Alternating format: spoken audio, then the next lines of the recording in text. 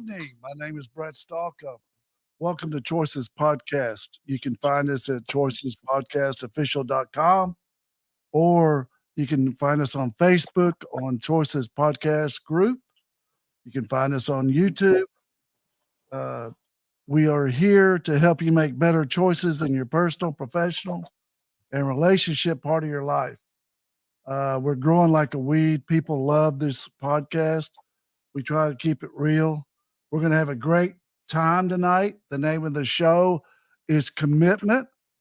And in a second, the Reverend's going to introduce our wonderful guest. And before we do that, let's get to Carcass. Carcass. Yes, sir. Man, all love, Carcass. It's all love here. Okay. You ready for the lyrics? Yeah. All right. Well, I went out on a limb, but I rely on family now because I got a whole family sitting in the room. And this is what they gave me. Social distortion. Let it be me. Kind of fits in with our theme tonight. And because of the circumstances of our guest and his fun history, I think this fits. Let it be me, social distortion. It says, I've been in love, but now I'm waiting. Don't ever want to worry about a thing. I sit at home and I wonder, will I rise or will I go under? And then the chorus is, let it be me. If you're lonely, let it be me. You're one and only. Let it be me to satisfy you. Let it be me if you're feeling blue. Second verse. I've seen you around, but you don't know me. I've watched your life, but you can't always see. I'll try to try, girl, to love you.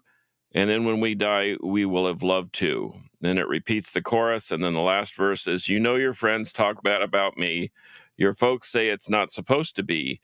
Girl, your life is going by fast. Try to make it last. And then you repeat the chorus. Now, I don't know that all has anything to do with any of us, but I just thought it was interesting, especially, and we can probably get into the choice that Sean had to make in public in an international setting later in the show. But I just thought that seemed to fit. Okay, Reverend, meet my dear friend, Denny Brewer. We practice law together. We do everything together. I've known him forever when his hair was very, very long. He knew me when I had an afro. So, wait, you had an afro? Dude, it was crazy. Dude. I may have blocked that out of my memory bank. I don't know, Brett. What's going on? You got to introduce Sean. Yeah, well, let me tell you, this is kind of a hard introduction because I don't know where to start with this guy. I mean, he's 40-something, maybe on the low side of that. But, man, he has lived a life. I mean, this guy, played football at Kansas State. He was on the Bachelorette. He was on the Bachelor, which I think we're going to talk about a little bit. This is what really blows me away. He was on Dancing with the Stars. I'm going to have to go back and watch. I'm going to have to go back and watch those. I haven't yet. Okay, I'm sorry. With the Stars. I can see it. But best of all, he married like all of us way over his head to sweet Catherine, beautiful Catherine. He's got a beautiful family. All roads we know lead through and to Irving, and he's a product of Irving, Texas, baby. And he and I are brothers in the greatest sense. We met at Fellowship Church. We teach a Bible class together. And I'm really, really thrilled to introduce, and his reputation precedes him, none other than Sean Lowe. Hey, thank you, Denny. What an intro. And yes, I am on the low end of 40. I am 40 exactly. So we don't need to go any higher than that. All right. Getting a little defensive. Wait till you get up here. And proudly from Irving, just like Denny said. Yes. Yeah. Well, Sean. Yeah. I mean, Carcass kind of hit on it. You had a very dramatic choice that you made in front of the world. I really hadn't thought about that, Carcass. Man, what a great tie-in. But can you maybe start by telling us a little about that experience? Yeah. Wait, is that not typical? Most men don't choose their bride between two women on national TV. Yeah, well, I mean, that's something I have not done, but I'll be happy to talk about that. You know, I was my family is in. I'll give you a broad overview of how I even got in that ridiculous position to begin with. But my family has always been in the insurance business. My dad, my grandfather, my brother-in-law, they were all in the insurance business. I always knew from a young age that was not for me. I'd see my dad go to work, and God bless him, he did what he had to do to put a roof over our head and food on the table. I just knew that wasn't really for me. Well, to make a long story short, I tried several things in my 20s, none of which really panned out. So then I did what I said I would never do. I got into the insurance business, and just like I thought, I did not enjoy it at all. And so it was right around this time that my sister and my brother-in-law played at Kansas State with me. And I actually introduced the two of them, and they've got a wonderful family now. So I guess in a sense, my sister and brother-in-law felt like they needed to repay me, and they used to watch the show The Bachelor all the time. Myself, I was aware of the show. I did not watch it. They submitted an application on my behalf without telling me. And I got a call one day from casting director from the show, and she was really nice. And I just politely said, no, thank you. I'll never do a ridiculous show like The Bachelor. So I go to work the next day. And again, I'm wearing my khakis and selling insurance, doing all the things I swore I would never do. And before I had gotten off the phone with her, she said, well, just, at the very least, think about it, because it could be a free vacation. You could travel the world. So I went to work the next day, and I thought, a free vacation sounds pretty nice.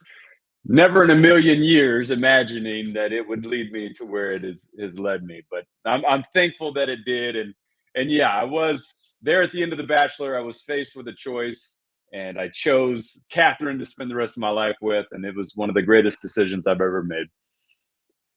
Wow. Awesome. And has that happened before or since, Sean? There may have been some proposals, but I mean, that led to a marriage and led to a lasting marriage. Yeah, plenty of proposals, very few lasting marriages. It has happened. I think it happens more on the Bachelorette side with the girl choosing the guy, but there are a few successful marriages out there.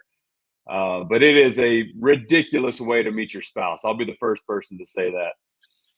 Well, hey, it worked. It worked very well for you. Let me just tell you. Brett, what do you think about that? Man, I think it's awesome. I want to hear about your kids. You got 5 kids now? 3 kids. No, five I would not be able to handle. 3 is plenty. Plenty. I was going to say he's been hiding 2 somewhere if he has 5. But yeah, I've got 2 boys, Samuel and Isaiah, and then the best of all is my little girl, who's Mia. She's 4 years old. So 8, 6, and 4. We've got a lively house. I'll say that. Oh yeah, it gets busy, man. And then it gets busy, but it's fun. It's a lot of fun. Yeah. I'm coaching sports and volunteering at the school and doing all the things Dad should do. So it's a blast. Man, that's so awesome. So tell us about your journey. It's crazy. We sort of all grew up alike. How did your journey? Where'd you make the different choices that you made to go? Okay, I need to go over here. I don't want to go over here. Stuff like that. That's an interesting question. And Denny told me that this is all about choices, and hence the name of the podcast. And I thought, I haven't always been great at making choices in my life. I feel like for a big portion of my life, I was that kid who couldn't quite figure it out. I was always jealous of the kid who said, I want to be a doctor. I want to be a lawyer. I know exactly where my life is going. And I was the kid that was kind of floating in the wind, trying to figure it out. Luckily for me, I was good at sports, and at least that took me to Kansas State, where I got somewhat of an education. But even post-college, I was just trying different things, and I didn't exactly know where my life was leading me. And I think that a lot of 20-year-olds can probably relate to that. But I will say this, my faith is the foundation of my life. There is no doubt about it. And I was very blessed to have a family who brought me up in that way. And I had a family who would support me as well. So even though I felt like I was kind of floating in the wind at times, I still had that support system behind me, and parents who would encourage me to pursue whatever it was, whatever endeavor I was pursuing at the moment. So you knew Jesus before you went on the show. Your faith was Yeah. there. Yeah, my faith was there. Now, we can talk about spiritual maturity. That's probably a different subject. I feel like since the show, I've probably matured in my faith quite a bit. But no, there's a clip of me on the very first episode. You know, they always have the girls pull up in the limousines and the bachelors out there in a suit. And they just come out one by one. Well, before the first girl comes out, I didn't even realize that this was on camera, but I just bowed my head, and I knew that it was just the most ridiculous circumstance I could have possibly gotten myself in. And I just said a little prayer like, Lord, be with me, help me. I don't know what I'm doing. And they actually caught that on camera, and it's on the show. So yeah, I did not know what I was doing, but luckily for me, the Lord was with me the whole way. Carcass, we ought to do our own reality show. I don't know about that. It might be fun though. I mean, I've got stories to tell, and I've been given a list of questions, and I don't know, Sean, what you are able to divulge, but in making a life choice like what you just did, because I just recently got married. We've been married since the 30th of August. It's been very 31st of August. It's been very positive. It's been very uplifting. We're blending two families together, and we have a lot of we've come from all different directions, and I always felt like this was the way it was supposed to turn out. So was there ever a time during the show where they were, I say they, I mean maybe the producers or whatever, where it felt a little scripted, or they were pushing you in a certain direction, or did you always feel confident that you kind of had a bead on what your final outcome was going to be? Yeah, that's a great question. Great question. So let me tell you the genius of this show. You know, it's one of the longest lasting shows on television, right? I think it's been around for 25 years or something like that. The genius of the show is, you know, they get one guy and then they're casting 25 women. And they've got these casting directors who know, okay, they can pick out maybe 5 or 6 girls that they think might be really good matches for me. But then they're going to pick out some absolutely crazy girls who are going to make for very entertaining television, right? And so they've got this formula where you know you're going to get the love story from these girls, you know you're going to get the crazy stuff from these girls. All the while, we're traveling the world, we're showing the viewers at home all these exotic locations. It makes for a great program. And so with that being said, they didn't have to do a lot of producing. There was no writing by any means. And it's actually kind of a cool process, because I spent 3 months on The Bachelorette prior to becoming The Bachelor. So I spent 3 months traveling the world, and this show has got a lot of producers. And along the way, you're making good friends with all these people. Well, then they asked me to be The Bachelor. I'm already friends with these people, and you travel the world for another 3 months. And so you really develop a pretty close friendship with a lot of these people that are by your side the whole time. And I can honestly say at no point did I ever feel like they were manipulating me or trying to lead me in a certain direction. I think they just have an excellent formula, and they've got it down to a science now. And of course, as things are happening, and this production team is just huge. They've got story writers in the background that are kind of crafting the story, which they're going to tell via editing and post-production, right? For the final product. But yeah, and to answer your question directly, I never really felt like they were leading me in one direction or the other. When did you find in your heart that she was the one for you? When did you discover? You know, it's funny. And my wife knows this. I went into it and I said, you know what? I'm not going to compare women to one another. I didn't think that was fair in my head. So I said, when I'm with Catherine, I'm only going to think about Catherine, and I'm not going to think about anyone else that's on the show. I'm just going to give her my undivided attention. Well, that's great in theory until you get down towards the end and you're like, wait a minute, I've got 4 women here who are all lovely and great girls in their own right. I don't know what to do. I'm kind of freaking out here. And it took a lot of soul searching. I probably had a couple little freak out moments. And, you know, I just found myself, I was constantly thinking about Catherine. She was so fun. She's got a really infectious personality. I'm very I guess you could use the word immature. I love joking around and having a great time, and I'm rarely serious. And she's got a similar energy, and together, I mean, we're just we're a handful. And she showed that to me. And so when I really sat down and started to think about it, I just started thinking, I think about always being with Catherine, and I kind of miss her when I'm not with her. And that kind of answered my question there at the end. Oh, that's good. So what do you do now? Are you in the insurance business still? No. I got out of there as quick as I could. No, I've been really blessed to follow my entrepreneurial endeavors. So my best friend, he was my best man at our wedding. His family's been in the furniture business for decades. He helped me start our own line. It's called Home by Sean and Catherine Lowe. And we've got our own line of furniture. We've been in business for almost 8 years now, and by the grace of God, we've had tremendous success. And so, I've been able to run with that, and it's been a lot of fun. And that's kind of my 9 to 5, so to speak. That's so awesome. That's so awesome. That's Sean, awesome. y'all been married for how long now?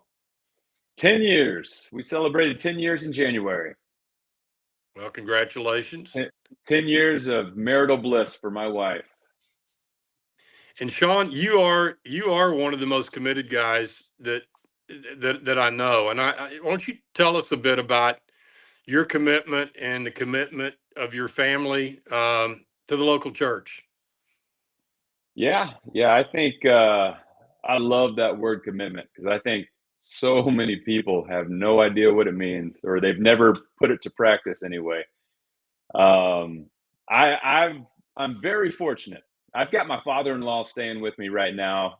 He's kind of in poor health. He's been with us for a month, and he's had a rough life, and he can attribute it all to his childhood.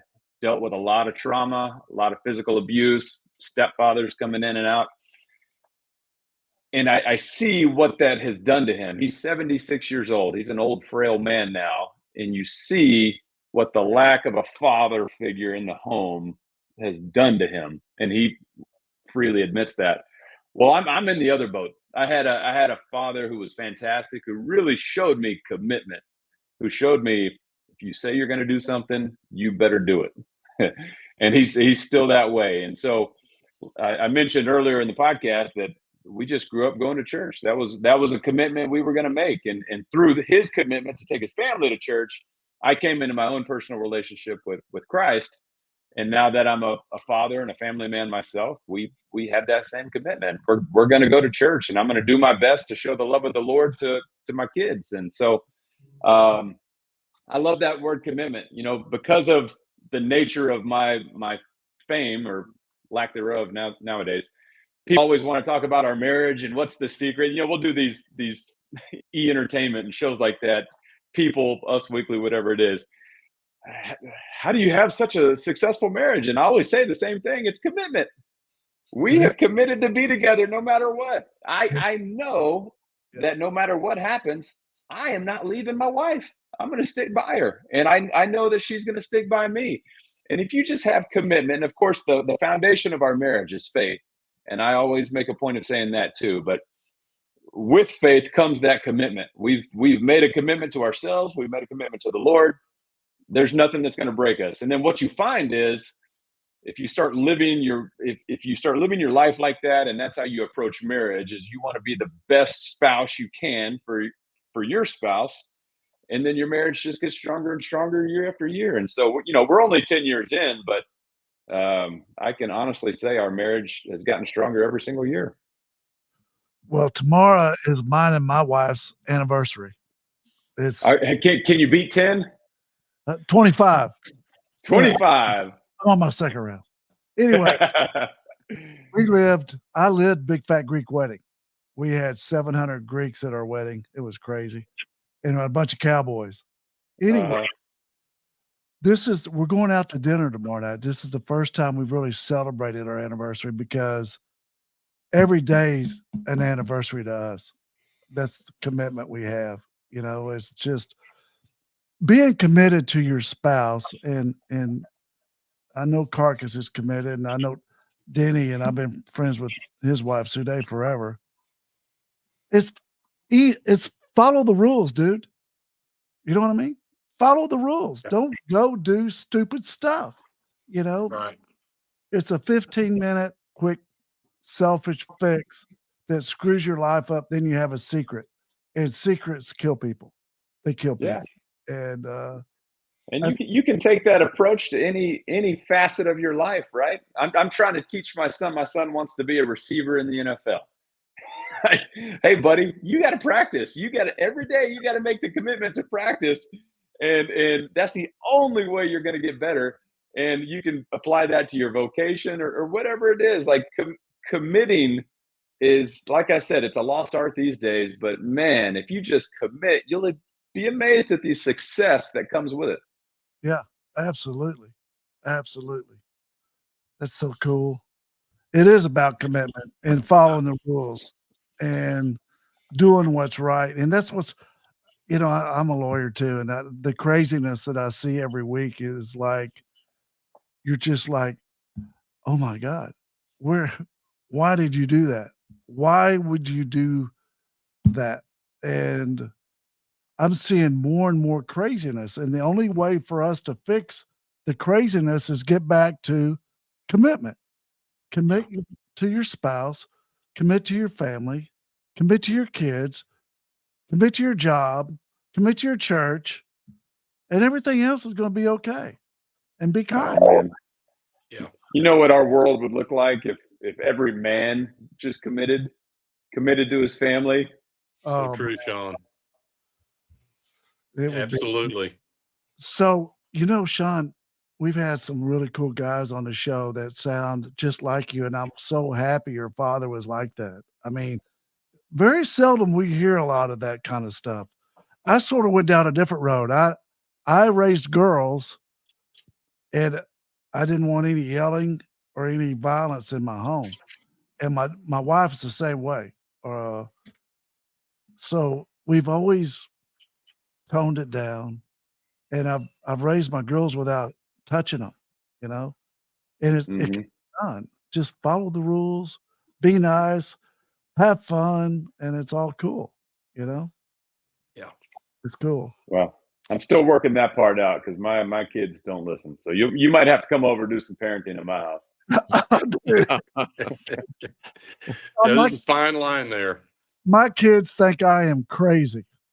And well, that's because you are, Brett. Let's face it. Yeah, you're a little pretty bit smart kids. You're not conventional. I tell people all the time, I'm worthy, but I'm not conventional. No. And the people don't understand the difference. They think that you have to look or act or be a certain way. And of course, I act a certain way too. But finding that once you commit, there is this aspect of continuing that commitment. As Sean mentioned, if your son wanted to be a wide receiver in the NFL, he's got to work every single day, and nothing happens all at once. And so as you make that commitment, you have to push forward and increase. And my daughter, as we've talked about a million times, she's into physical fitness. That's her lifestyle. She is very committed to the gym, but she'll be the first to tell you that you're gonna fail, but that doesn't mean that your commitment's over. You just re-up and you move forward. Resistance develops strength, and there's no all at once in life. You have to continue to move along. I mean, you don't enroll in kindergarten, have a master's degree at the end of the year. I mean, it's a process. That's right. Sean, and you're going to have your ups and downs. I mean, let's talk about marriage for a sec. You're going to have your ups and downs, and Suday and I've been married. I do have you all beat in this category, one of the few categories I could beat you all in, but I think it's 43 years. And we've had our share of ups and downs, and I will be the first to admit Suday's a very easy person to live with. I'm not near as easy as she is. However, both of us, when we went into this marriage, it was like, this is forever. This is it. And no threats of divorce, not even using that word. I'm a big one for never use that word. Never make that threat. And this is a lifetime commitment. And you're going to have some times, right, where you hit some walls. You push through them, and once you break through those barriers, and man, if you've gone through a long marriage and you haven't had some, then something's probably wrong with both of you. But you're going to have them, and but once you push through them, oh, it's a little sweeter, and then it gets a little sweeter and a little sweeter. So too many people quit, if they just push through. Does that make sense? Yes. But Sean, what I hear him saying, he learned from his mom and dad how to be committed to God, committed to his family. After commitment comes a vision. You vision what your marriage, what you want it to look like.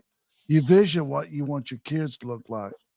And if you stay on that road of commitment, then your vision is going to come true. Yeah. Now, it Exactly helps a right. lot to marry the right person. Let's just get that down, right? It does. You really need to make a good choice there, folks, right? Going into this deal. I'm just Hey, going to be quiet because I've had a few cracks at it, that's okay. and I think I finally got it right. In fact, I know I got it right. I have no doubt about it. Amen. Can we have a moment of silence for broken pickers? That's the guys with the broken pickers out there. Mine was broken for a long time, and then my mother told me, "This is what you need to do," and I followed her good suggestion, and here we are. Good.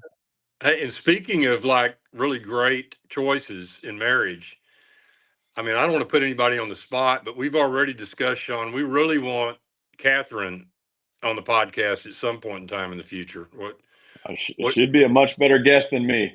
Well, okay, I'm sure that's true. But so what kind of chance do we have? I think you got a pretty good shot. I'll put in a good right. word for you. Awesome. Sean, you ought to be so proud of yourself, dude.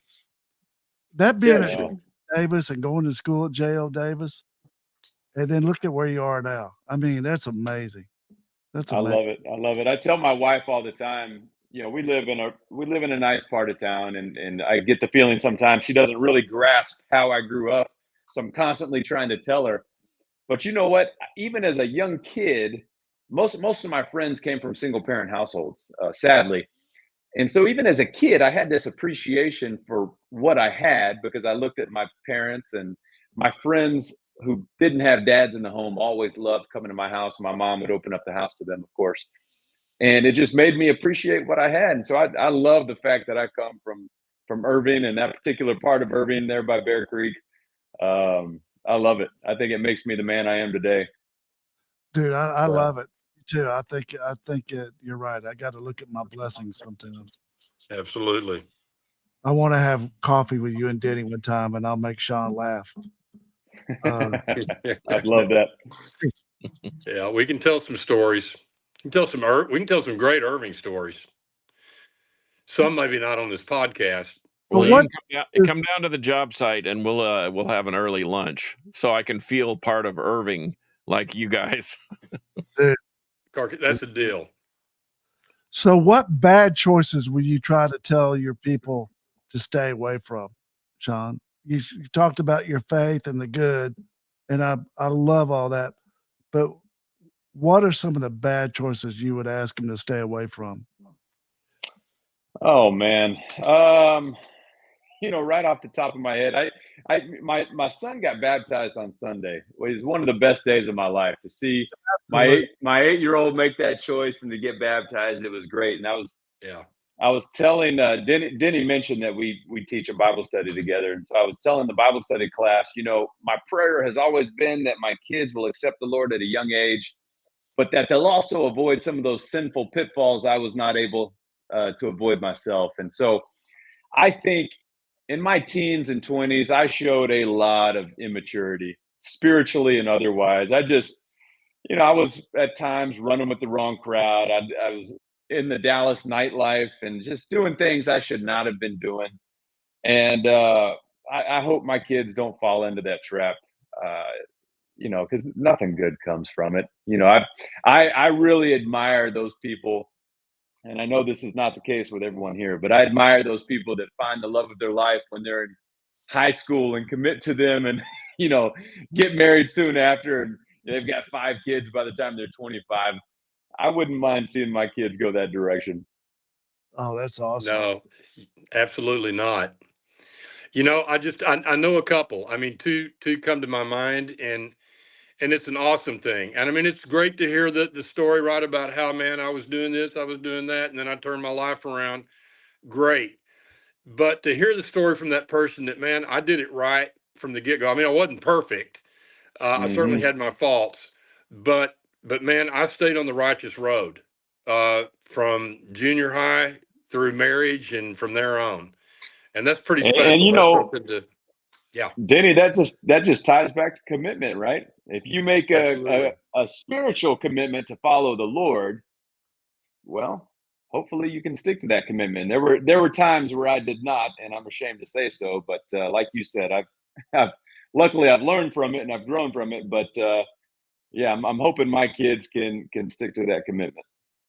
And Denny, it's living the best life too, right? I mean, we think, as my buddy Reverend Ed Young says, and has said many times, this, that, and the other can be a lot of kicks, but man, the kick back is pretty tough.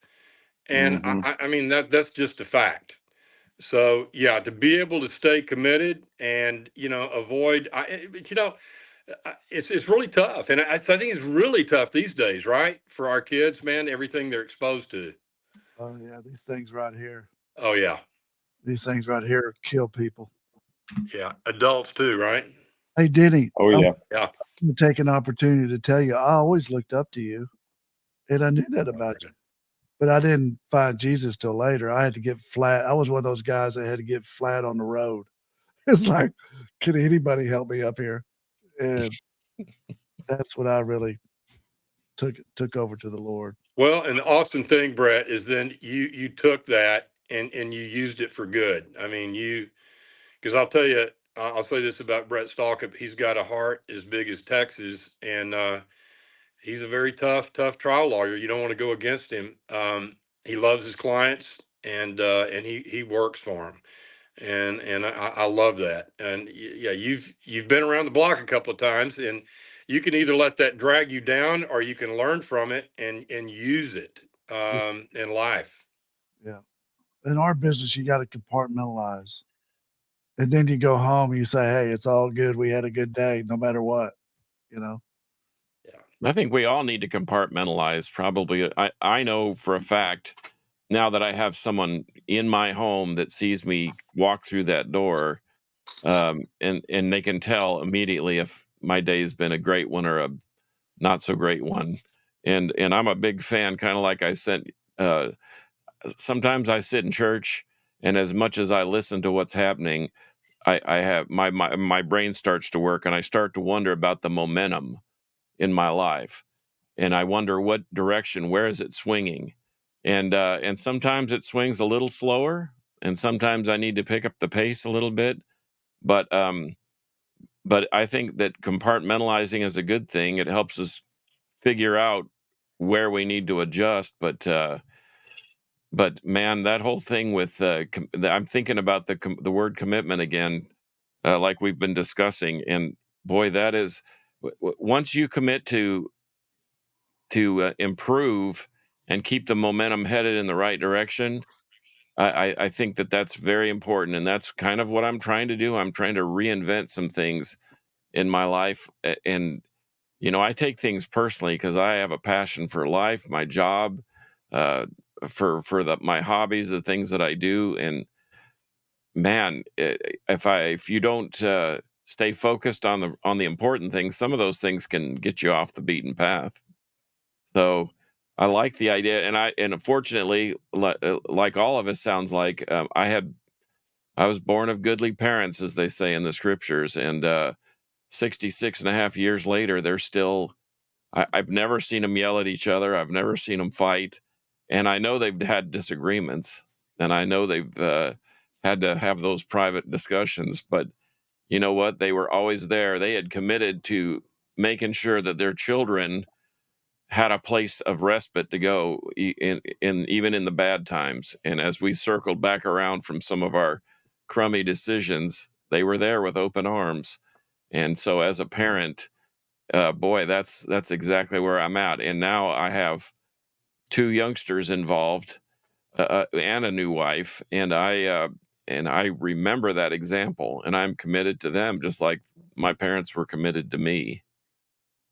But anyway, Good. I want to talk about our quote of the day real quick. I always like Okay. to go with the quote of the day, but I want us to, because I got a fellow Irving out here, and I can promise you this man has worked for everything that he's ever gotten. Have you, Sean?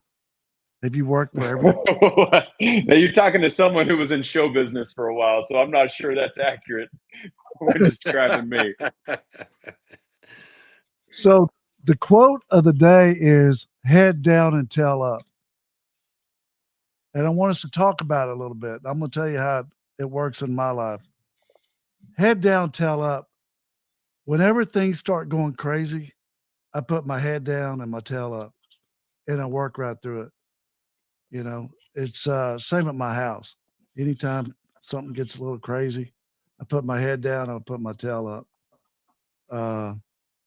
And that's the problem that I have with kids today, the younger generation. For me to get to point A to point B, I'd say, Sean, I want to get this in B. You say, fine, dude, how you going to do it? Tell me. Give me the 3 things you're going to do to make it happen. I tell you, kids today, they want B without doing 1, 2, 3. That's the problem that we have. Their head's not down and their tail's not up. They'll go down the street for $5 more an hour and take a different job. It's hard to find good help. But I think I like the quote of the day. But you went from J.O. Davis to where you are now. That's head down and tail up. I don't care. I don't care if part of it was given to you. It's head down. Well, I know you did a little of that when you were playing collegiate football, right? I mean, I think you had to do a little of that work. Well, they definitely worked me, that's for sure. Probably literally head down and tail up, right?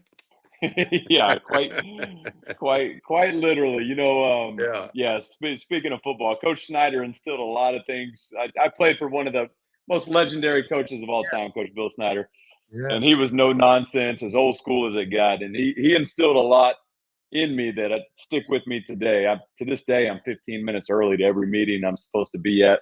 I think it drives my wife crazy because I'm passively aggressively kind of looking at my watch. She's like, babe, we got plenty of time. Don't worry. But I like that quote, and I think you're exactly right. I think, man, if we could just more people to put their head down and work hard, we'd be much better off. Every once in a while, it's good to look up, see what's going on. But look, for us to make change in the world that we're living in today, we got to put our head down or tail up. You can't get sidetracked by all the craziness that's going on, you know. And you take time off too, right? I mean, you live a balanced life, Brett. I mean, you spend time with your family and spend time with your beautiful wife. Big fat Greek wedding, dude. We go to Greece every year, Cyprus. Yeah. We get to watch. Work hard, play hard, play right, play good, right, hard. All right, Sean, something like that. One more. What 3 things can you tell these youngsters that are watching our show tonight to take away to make a difference in their life? 3 things. What do they need to do? Oh man, right off the bat. All right, let me think. Let me say number 1, your life is a vapor. That's biblical. James 4:14. Your life is going to be short. Before you know it, you're going to be my age. Before you know it, even worse, you're going to be Denny's age. Go ahead, say it. It goes quick. Yes, it does. So, amen. I love that Bible verse because it puts things into context. So compare this short little life of ours. Now, whether you live 20 years or 100 years, it's still like that, right? Yeah. So I love that because it makes you think about eternity. What are you really living for? The BS that people are selling you right now, it's meaningless. Just like Solomon said at the end of his life, it's all meaningless. The cars, the house, the money, whatever it is you're chasing, it's all meaningless. So yeah, number 1, keep that in perspective. We are eternal beings. Do not live your life like it's, what was that saying that was real popular years ago? YOLO, you only live once. No, live for eternity. I would rather do that. Number two, I think a lot of kids just lack kindness, compassion. I think it's so important to be kind to those around us. I don't know about you guys, but every once in a while I'll make the mistake of opening up Twitter. It's never a good idea because it's just people yelling at each other. I try to follow politics as well as I can, and Twitter's usually the way I do that. But it's just a bunch of angry people who are always mad, who are always yelling, who are always saying bad things, and then people are taking this in, and then they go out in their normal lives and they're treating people on the streets like that. And it's just, our world needs more kindness.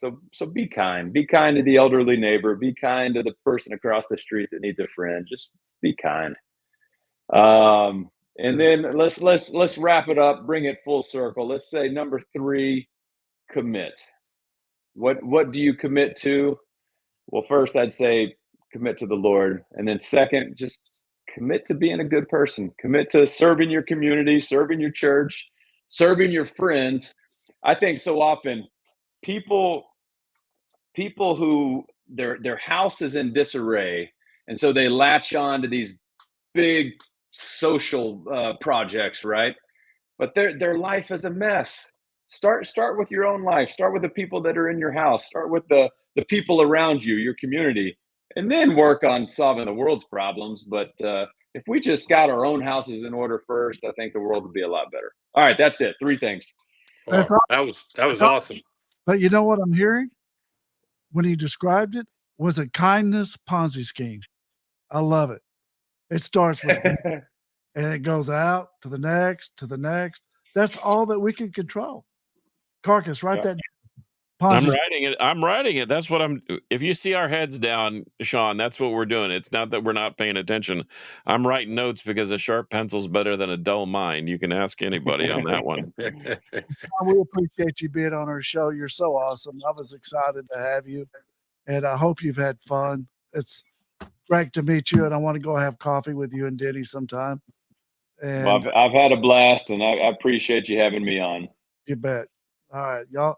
Thank you for watching the show, and be sure to subscribe to Choices Podcast, like us on Facebook, whatever. Help us grow. Thank y'all. All right. Thank you, Sean. Thanks, guys. See you, Denny. See you, Brett. Thank you, bud. Yeah, bye-bye.